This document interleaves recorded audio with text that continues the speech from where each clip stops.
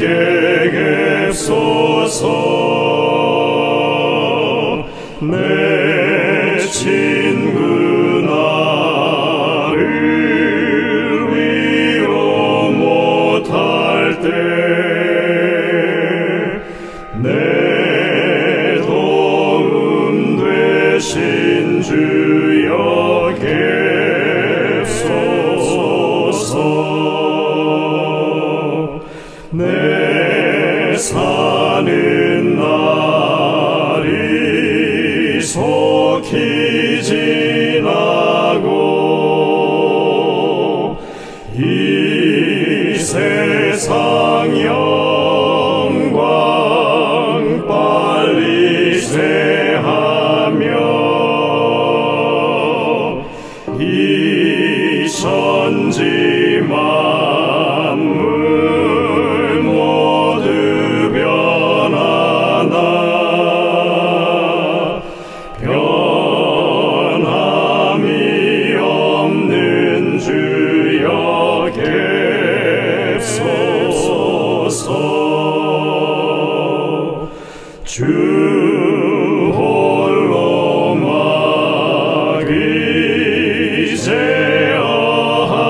막이제어하시니 때마다 계심 요기합니다.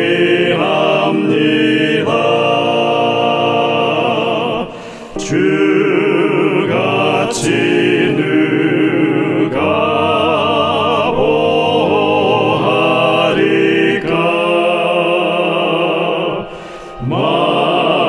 맑거나 흐린 때도 객소서. 주께서 나와 함께 계시면 원수의 세력 두려움 없도다. 사망의 솜이 어디 있느뇨. 내 승리 되신 주여 객소서.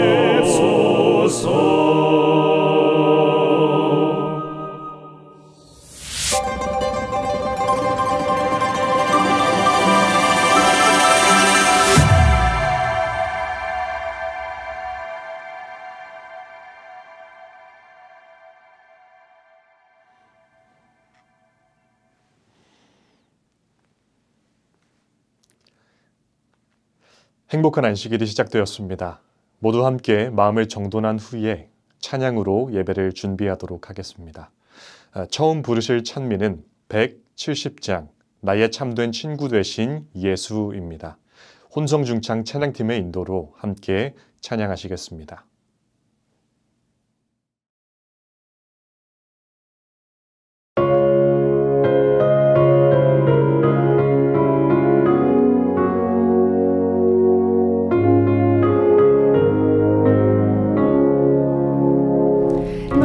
참된 친구 되신 구주 예수, 너는 그의 사랑 알고 있느냐. 그가 나를 바른 길로 이끄시네. 다른 친구 할 수 없었던 그 일, 주님 외에 다른 친구 없네. 주와 같은 친구 또 없네. 나를 죄악에서 구원하셨으니 그의 사랑 크셔라. 내가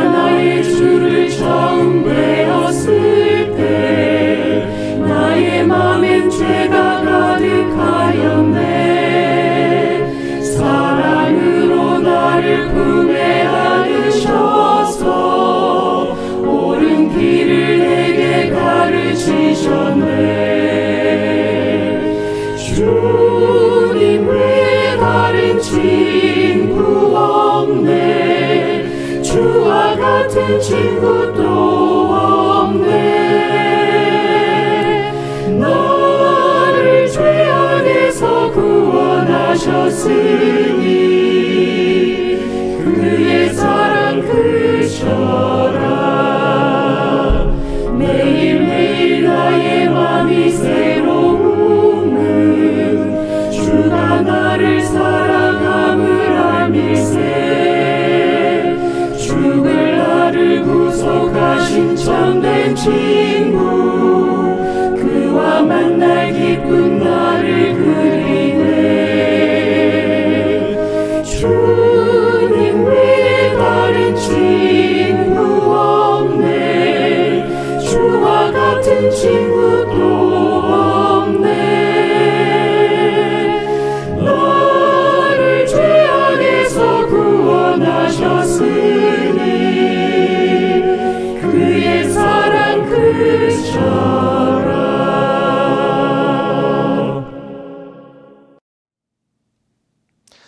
두 번째 찬미는 155장 큰 심판을 열고입니다.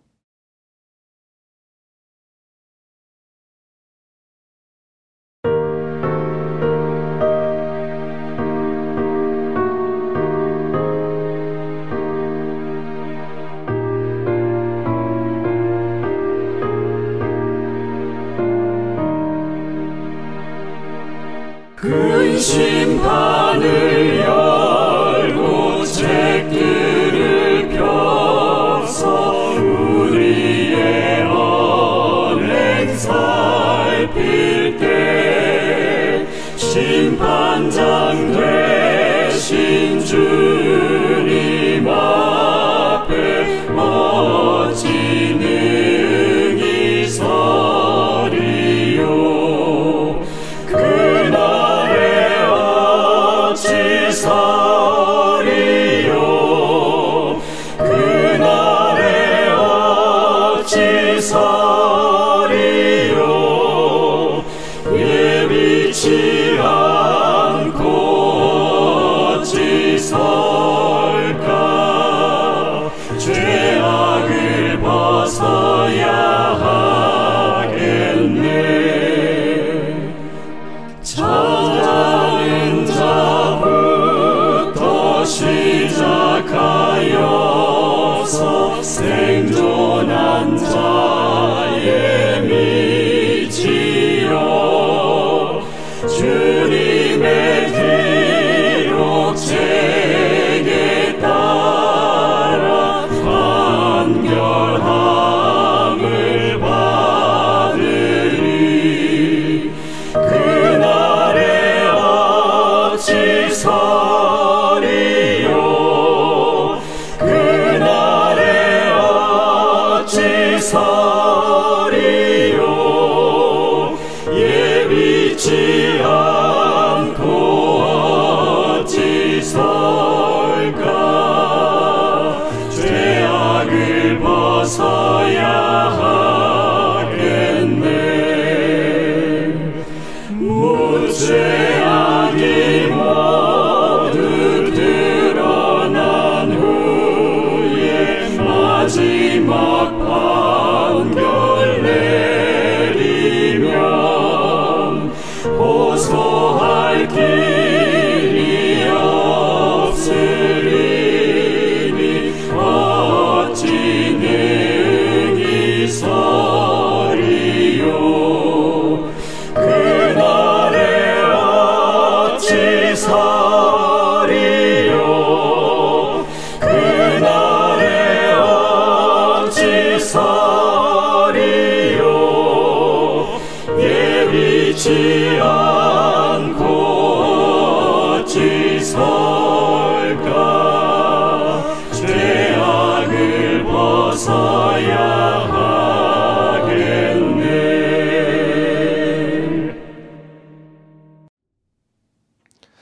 마지막 찬미는 179장 보좌를 떠나시고입니다. 영어 제목으로는 I will sing of Jesus' love입니다. 우리가 함께 가사에서 나오는 것처럼 죄된 우리를 사랑하신 우리 예수님의 사랑을 함께 찬양할 수 있으면 좋겠습니다. 마지막 찬양 이후에 시작하는 기도는 함세자 집사님께서 해주시겠습니다.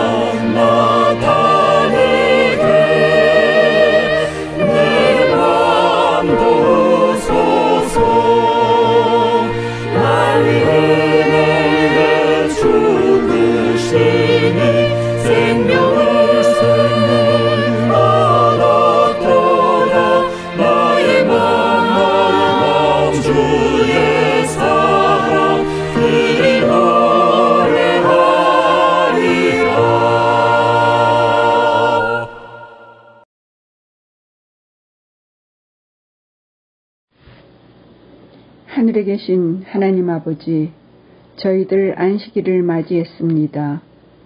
이 시간까지 보호하여 주심에 감사드립니다. 저희들 말씀에만 순종하고 아버지의 자녀답게 살기를 원했지만 온전히 순종하지 못한 저희들의 잘못을 용서하여 주시옵소서. 저희들의 삶에 예수님을 모시며 예수님의 말씀을 온전히 이해하며 순종하는 저희들이 되도록 성령님, 저희와 함께하여 주시기를 기도드립니다.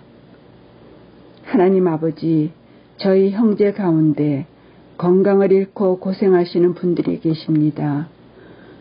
주님께 간구하오니 치유하여 주시옵소서.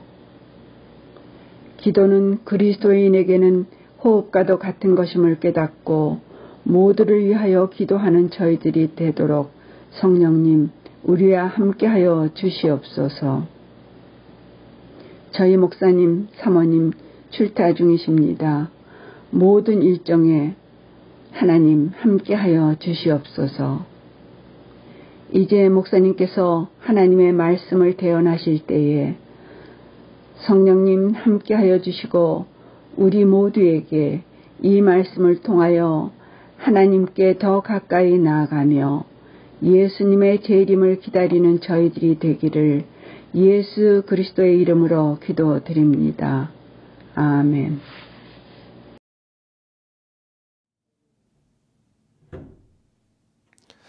마지막 찬미는 179장 보좌를 떠나시고입니다. 영어 제목으로는 I will sing of Jesus' love입니다. 우리가 함께 가사에서 나오는 것처럼 죄된 우리를 사랑하신 우리 예수님의 사랑을 함께 찬양할 수 있으면 좋겠습니다. 마지막 찬양 이후에 시작하는 기도는 함세자 집사님께서 해주시겠습니다.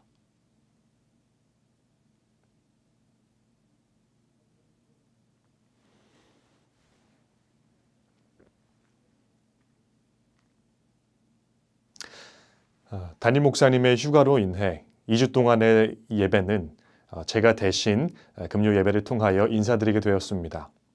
저희 목회부는 2024년부터 함께 성전 안에 있는 사무실에서 함께 근무를 하게 되었는데요. 그러다 보니 매일 성전을 나와서 그 속에서 임재하시는 하나님에 대해서 생각해 볼 수 있는 계기가 되었습니다. 열왕기상에 보면 솔로몬이 성전을 짓고 하나님께 구별하는 시점에 하나님께서는 솔로몬에게 그 성전에서 얼굴을 보여주실 것이라고 약속하셨습니다.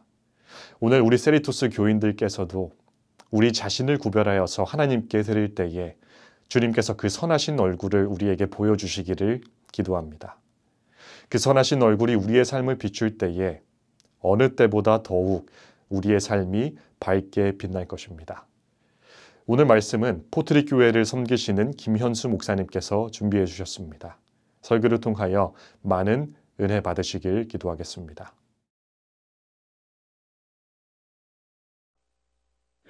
내 눈 들어 산을 보리라. 나의 도움 주가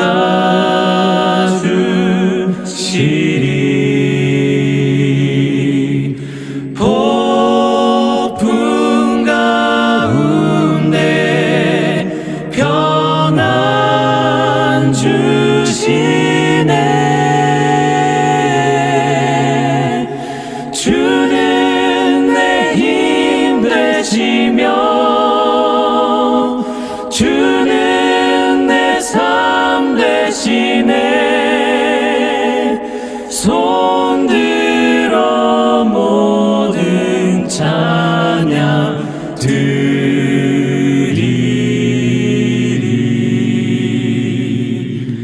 내 눈 들어 산을 보리라. 나의 도움 주가 주시리. 폭풍 가운데 평안 주시네. 주는 내 힘 되시며 주는 내 삶 되시네. 손 들어 모든 찬양 드리리.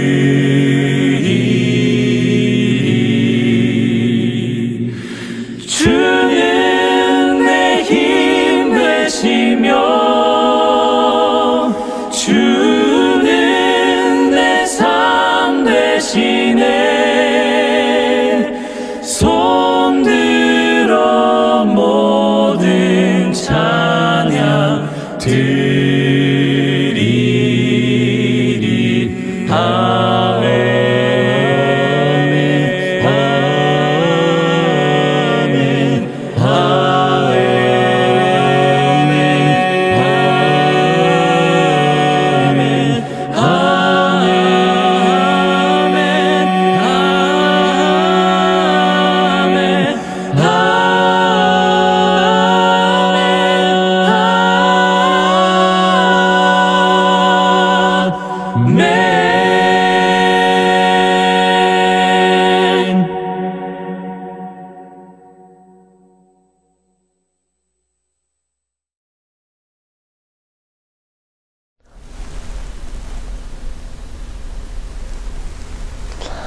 먼저 하나님의 말씀 누가복음 9장 54절 56절 말씀 함께 보시겠습니다.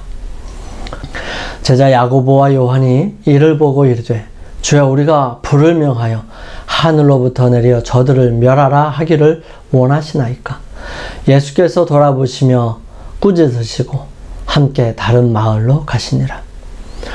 오늘부터 4주에 걸쳐서 말씀을 전하게 될 저는 포트리 교회를 섬기고 있는 김현수 목사입니다.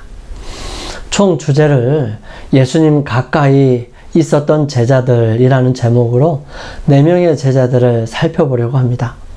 오늘은 야고보, 다음에는 베드로, 그리고 요한과 마지막으로 가룟 유다 함께 살펴보겠습니다.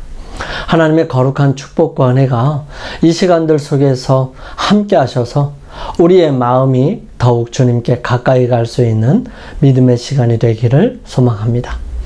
성경의 인물들을 살펴보면 그리 많이 나오지 않으면서도 큰 인물들이 있습니다. 그 사람이 바로 야고보인데요. 이 야고보는 제일 첫 번째로 부르심을 받은 사람들 중에 한 사람이었습니다. 또한 늘 예수님 가까이서 가장 중요하고 특별한 곳마다 함께한 인물이었죠. 그런 그는 제일 첫 번째 순교를 당한 순교자였습니다. 그러면서도 많은 기록이 있지는 않습니다. 이러한 여러 가지 일들을 종합해 보면서 우리는 야고보에 대해 조금은 더 생각해 보면 어떨까 합니다. 첫 번째, 요한의 자상한 형 야고보. 거기서 더 가시다가 다른 두 형제, 곧 세베대의 아들 야고보와 그의 형제 요한이 그의 아버지 세베대와 함께 배에서 그물을 깁는 것을 보시고 부르시니, 성경의 내용들을 살펴보면 예수님께서 침례를 받으시기 전에 요한과 안드레는 침례 요한의 제자로서 그의 가르침과 기별에 함께하고 있었던 사람들이었습니다. 침례 요한이 보라 세상 죄를 지고 가는 하나님의 어린 양이로다 하였을 때에 관심을 보였습니다.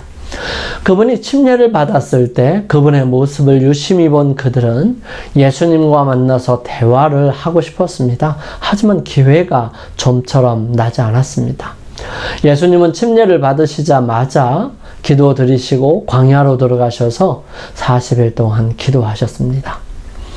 아마도 이 둘은 여러 가지 이야기들을 하면서 혹은 침례 요한에게 여러 가지 질문들을 하면서 그분에 대한 생각으로 가득 차 있었을 것입니다.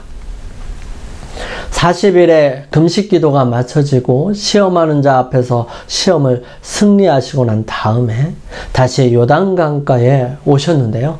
요한은 그러한 예수님을 바라보면서 그의 기별을 들어왔던 사람들에게 힘있게 외칩니다. 이튿날 요한이 예수께서 자기에게 나아오심을 보고 이르되 보라 세상 죄를 지고 가는 하나님의 어린 양이로다.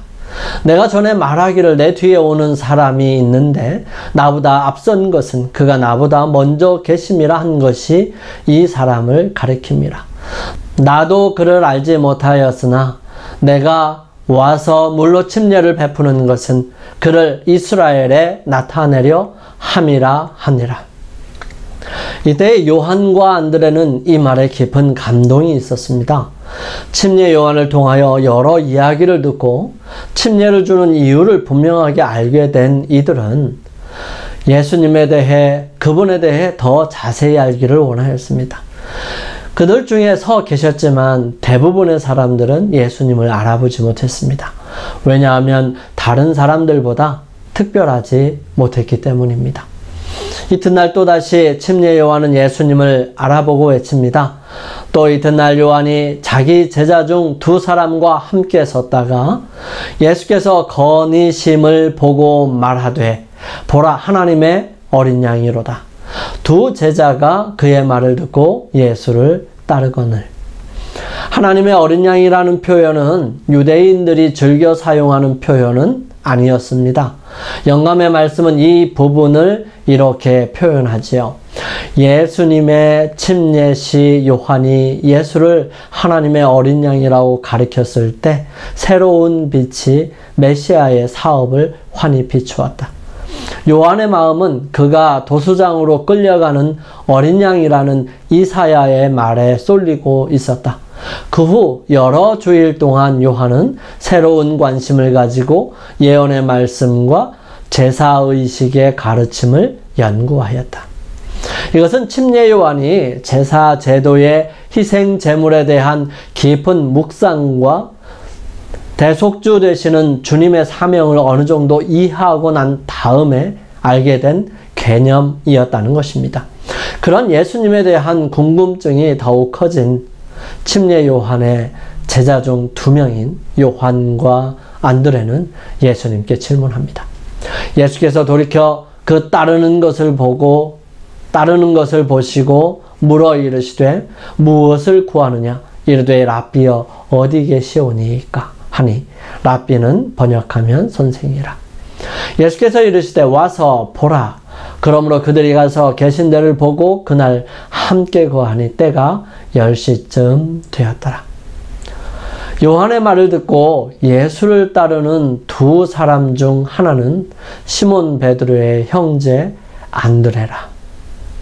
사실 안드레는 먼저 달려가 그의 형제인 베드로에게 우리가 메시아를 만났다 하면서 데리고 예수님께 옵니다.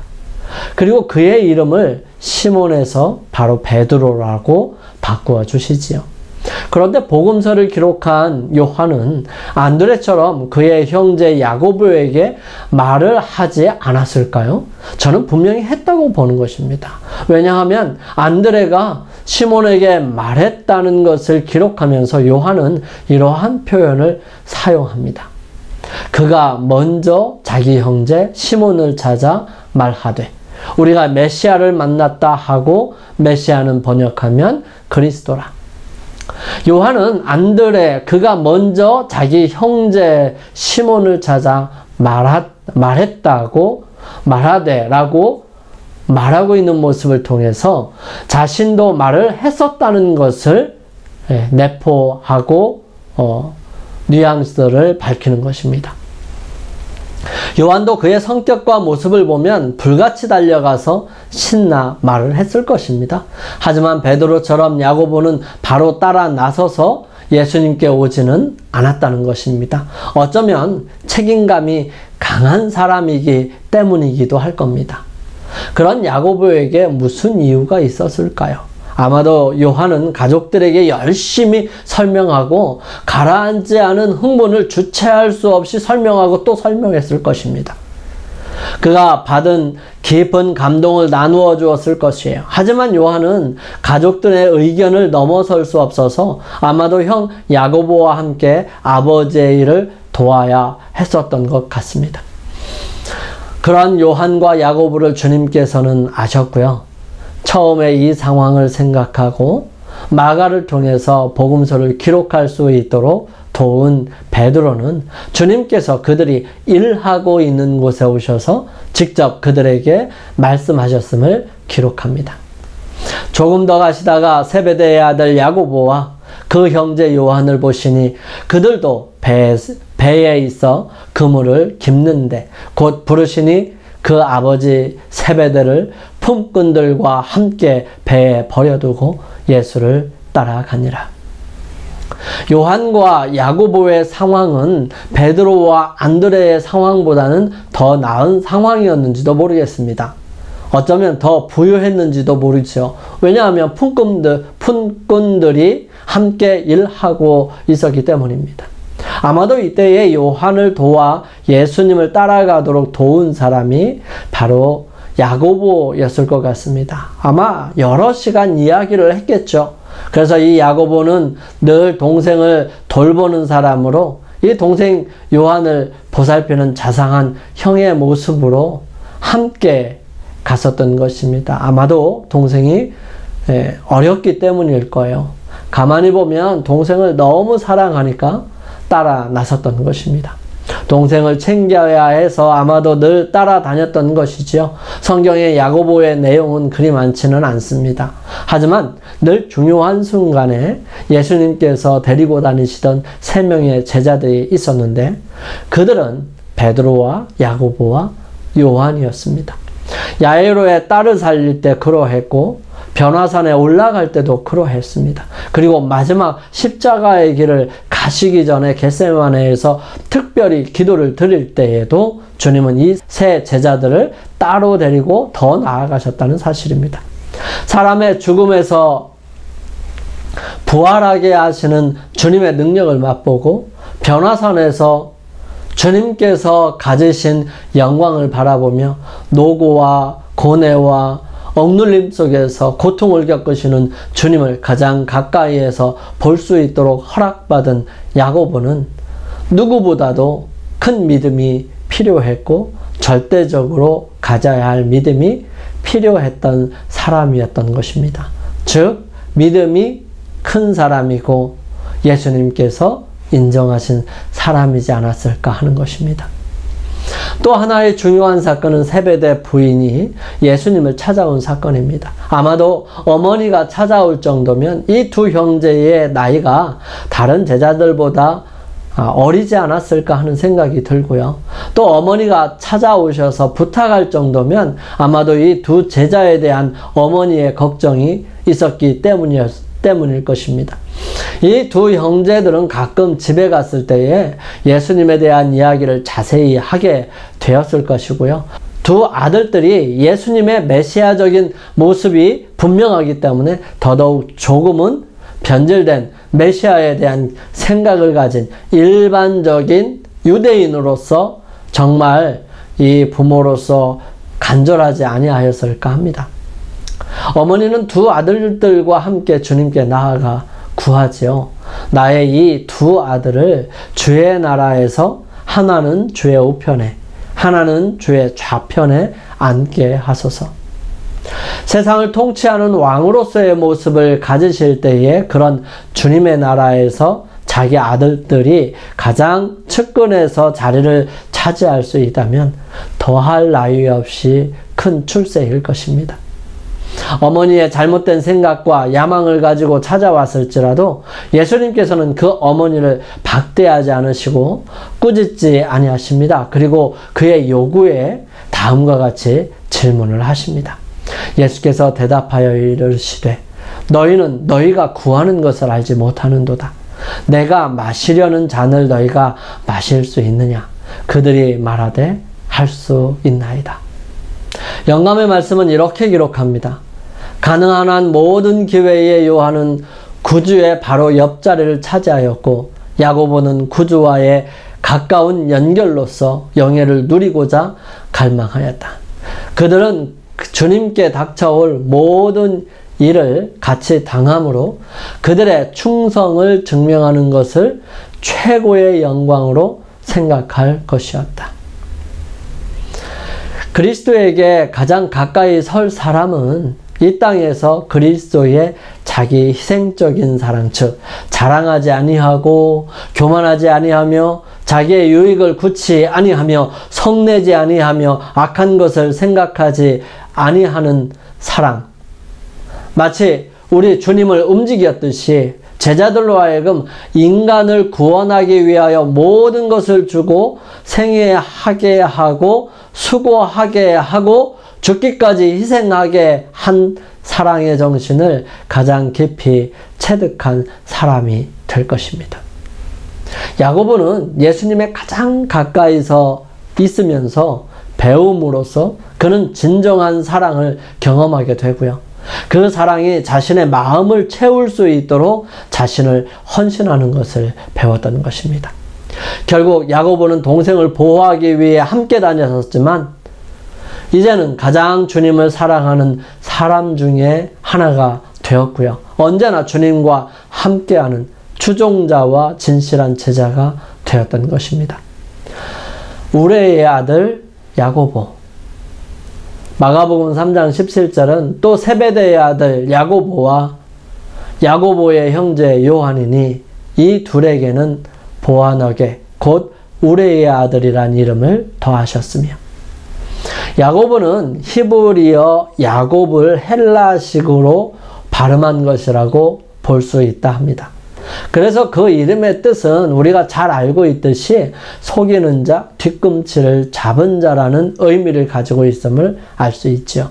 그럼에도 불구하고 많은 사람들이 이 야곱이라는 이름을 사용하는 것은 야곱이 그런 이름의 성질들을 극복하고 진정한 믿음의 조상이 될 수 있었던 것처럼 주님을 끈질기게 붙잡고 살라는 의미로 지어주지 않았을까 합니다.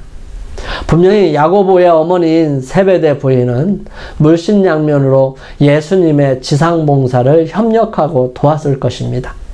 그리고 더 나아가서 자녀들이 그런 주님과 함께 있는 것이 너무 좋았고 만족스러웠을 것입니다. 이런 어머니의 후원 때문인지 이 두 아들들은 예수님께서 별명을 붙여줄 만큼 시끄럽고 어쩌면 나대는 사람들이었는지 모르겠습니다.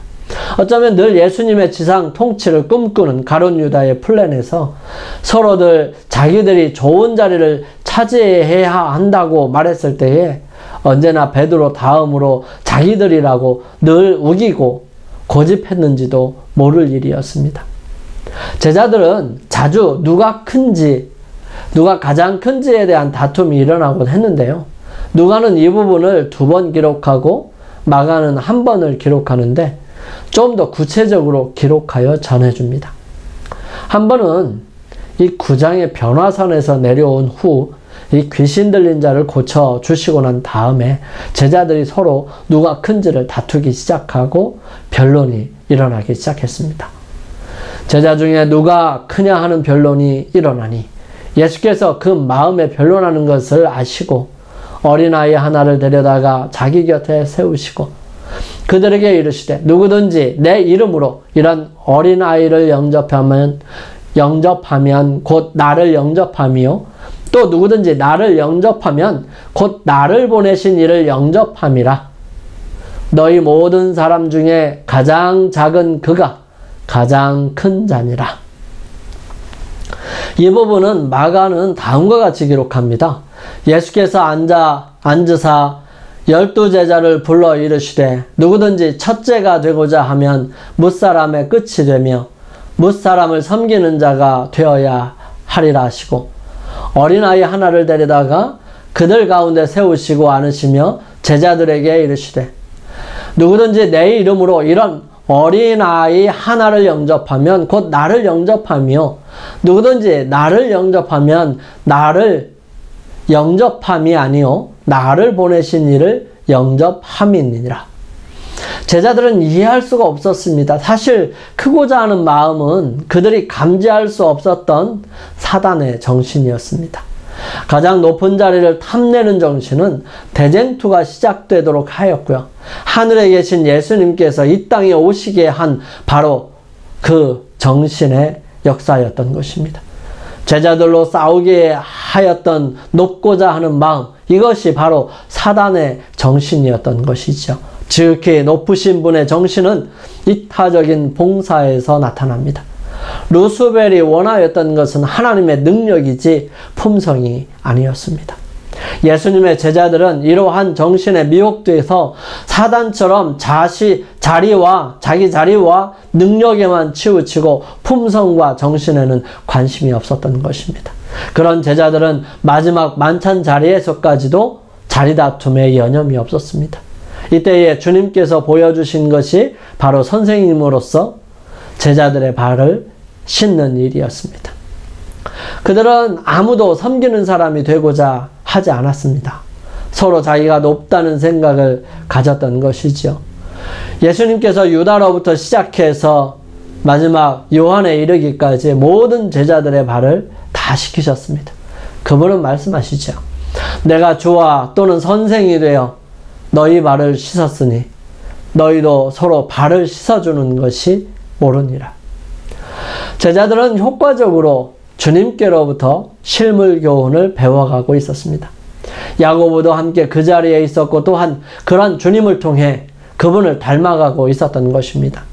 특히 야고보의 모습을 볼 수 있는 한 사건이 있다면 마지막으로 예루살렘을 향하여 갈 때 예수님께서는 사마리아에 들리게 되었고요. 그곳에서 머물기를 원하셨습니다. 사자를 앞서 보내심에 그들이 가서 예수를 위하여 준비하려고 사마리아인의 한 마을에 들어갔더니 예수께서 예루살렘을 향하여 가시기 때문에 그들이 받아들이지 아니하는지라. 아마도 이곳에 왔다가 온 사람은 누구였는지를 기록하지는 않지만 아무도 화가 많이 난 야고보와 요한이 그들이지 않았을까 합니다. 그들은 예수님께 씩씩대며 다음과 같이 말합니다. 제자 야고보와 요한이 이를 보고 이르되 주여 우리가 불을 명하여 하늘로부터 내려 저들을 멸하라 하기를 원하시나이까. 이 말을 들은 예수님께서는 슬픔에 잠기는 것을 제자들이 보고 놀랐습니다. 이들의 정신은 예수님의 정신이 아니었습니다. 예수님께서는 사람의 생명을 멸하러 오신 것이 아니라 생명을 구원하시기 위해 오셨기 때문이죠. 그런 그들에게 예수님께서는 책망하셨습니다. 영감의 말씀은 이 부분을 설명하면서 이렇게 우리에게 전해주지요. 당신을 받아들이도록 사람들에게 강요하는 것은 그리스도의 사명과 아무런 관계도 없다. 양심을 강요하는 것은 사단과 사단의 정신으로 말미암아 움직이는 사람들이 하는 일이다. 의를 위하여 열렬히 일한다는 핑계 아래 악한 천사들과 동맹한 사람들은 저희 동료들을 저들의 종교적 이념으로 개종시키기 위하여 그들에게 고통을 가져다 준다. 그러나 그리스도께서는 언제나 자비심을 나타내려고 노력하신다. 예수께서는 영혼 속에 두 적수의 존재를 허락하지 않으시며 부분적인 봉사도 받지 않으신다. 다만 그의 사랑의 강권으로 말미암아 마음에서 우러나오는 복종, 즉 자원의 봉사를 원하신다. 우리의 사업을 옳게 평가하지 않거나 우리의 이상에 반대되게 행동하는 사람들을 해치고 멸하려는 성벽보다 더 우리가 사단의 정신을 소유하고 있다는 결정적인 증거는 있을 수 없다. 예수님께서 야고보와 요한을 우레의 아들들이라고 별명을 붙여주면서까지 그들을 부르신 이유는 그들이 변화되어 오직 주님을 위해 헌신하며 주님을 증거하는 증인이 될 수 있기 때문이었을 것입니다. 야고보는 늘 당당한 모습이었는데요. 그 모습 중에 하나가 바로 마지막에 살펴볼 제일 처음 순교를 당한 사람이었다는 사실입니다. 가장 먼저 순교당한 야고보. 그때의 헤롯 왕이 손을 들어 교회 중에서 몇 사람을 해하려 하여 요한의 형제 야고보를 칼로 죽이니 유대인들이 이 일을 기뻐하는 것을 보고 베드로도 잡으려 할세 때는 무교절 기간이라. 예수님께서 승천하시고 예수님의 제자들을 중심으로 한 무리가 마가의 다락방에 모여서 약속하신 성령을 간구하기 위해 온전히 연합하게 됩니다. 그들의 귓전에 생생하게 울리는 주님의 음성이 있었습니다. 모든 나라에 가라. 사람이 사는 세상 끝까지 가라. 그리고 내가 그곳까지 그대들과 함께하리라는 것을 확신하라. 그대들을 버리는 때는 결코 없으리니 믿음과 확신을 가지고 일하라.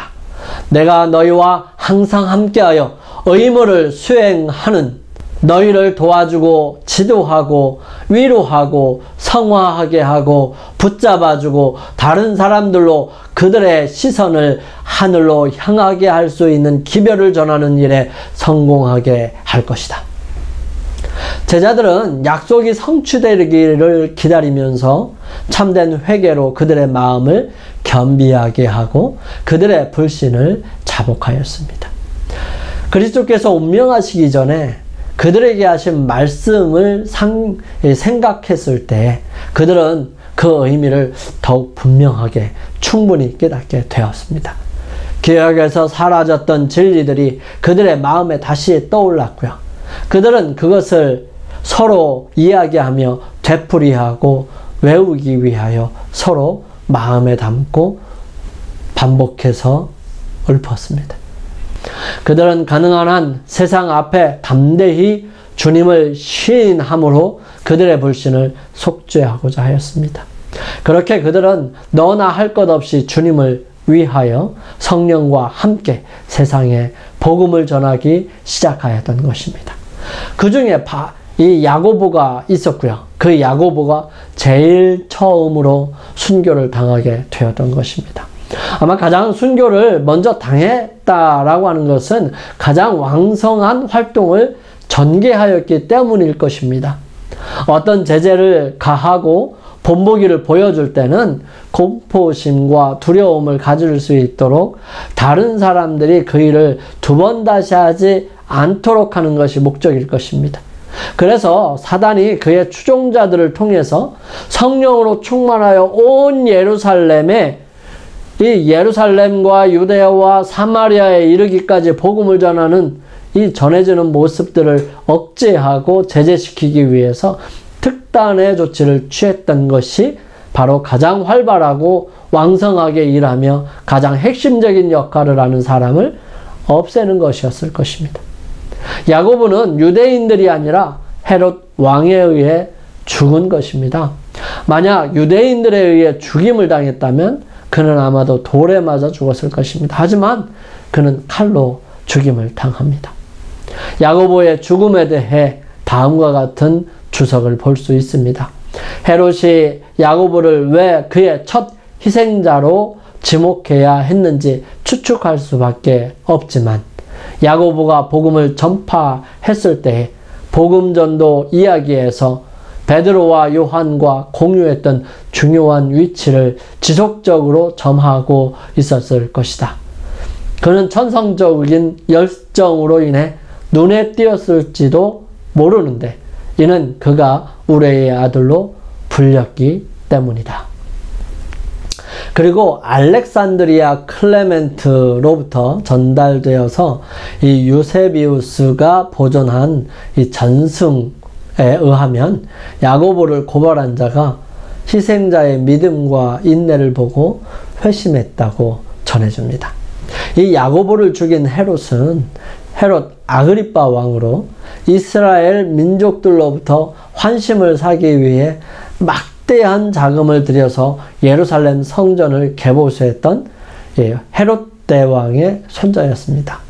그런데 야고보를 죽이고 베드로를 죽이려 했던 헤롯은 아그리빠 1세인데 그런 헤롯 대왕에 의해 죽임을 당한 부인 미리암네와 그녀를 통해 낳은 두 아들 중에 하나들의 아들로서 헤롯 대왕의 손자였습니다. 한동안 누나와 매형이면서 작은아버지인 헤롯 안디바에게서 있다가 로마로 가서 헤롯 대왕이라는 칭호를 받아 돌아오게 되죠. 한참 예루살렘을 중심으로 성령의 역사를 경험하고 있을 때에 헤롯 아그리빠는 자신의 인기를 위해서 사람들 앞에서 나서게 되는데 이때 은으로 만든 반짝이는 옷을 입고서 나타납니다. 헤롯이 나를 택하여 왕복을 입고 단상에 앉아 백성에게 연설하니 백성들이 크게 부르되 이것은 신의 소리요 사람의 소리가 아니라 하거늘. 하지만 이런 헤롯은 자만하여 이런 백성들의 소리를 들으면서 자신이 잘났음을 자랑합니다. 이런 헤롯에게 하나님께서 죽게 놔두시지요. 헤롯의 영광을 하나님께 돌리지 아니하므로 주의 사자가 곧 친히 벌레에 먹혀 죽으니라 말씀하십니다. 야고보를 우리 함께 살펴보는 시간을 가졌습니다. 이 야고보는 많은 자료들이 없지만 이 몇 가지 있는 자료들을 통해서 우리는 야고보의 모습을 살펴보았는데요. 야고보는 동생 요한을 사랑했고 보살피는 자상한 형이었습니다. 그리고 우레의 아들답게 거침없이 말하는 그들에게 아주 깊은 신앙과 주님을 향한 사랑의 결과로 열심을 내어 복음을 전하다가 제일 먼저 순교한 사람이었습니다. 우리의 삶을 통해서 때때로는 죽지 않는 성질을 가지고 있었다 할지라도 끝까지 주님을 바라보게 될 때 야고보는 순교의 길에서 면하고자 하지 않았던 것처럼 온전한 신앙을 가지고 온전한 믿음을 가지고 이 마지막 시대를 살아갈 수 있다는 사실인 것입니다. 우리에게 주어지는 매일의 생에 그것이 어떤 부르심이든 의무이든 우리는 야고보가 그러했던 것처럼 오직 주님을 바라보며 그분의 뜻이라면 기꺼이 나아가는 믿음이 있기를 간절히 소망합니다. 그리고 그 믿음이 우리의 믿음이 되기 위해 하나님 앞에 우리 나아가고 이 야고보처럼 믿음으로 나아가시게 되기를 간절히 바랍니다. 우리 함께 기도드리겠습니다.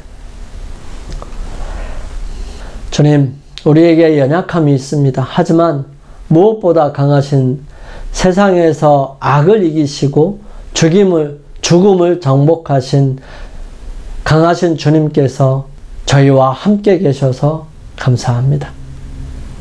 우리에게 부족함이 있습니다.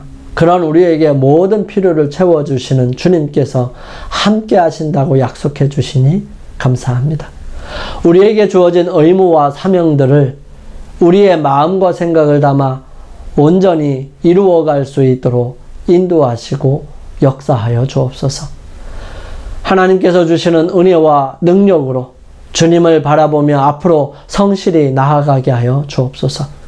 그러므로 오는 시련들과 아픔들을 극복할 수 있도록 하시며 끝까지 믿음으로 승리하는 우리가 되게 하옵시기를 예수님의 이름으로 간절히 기도드립니다. 아멘.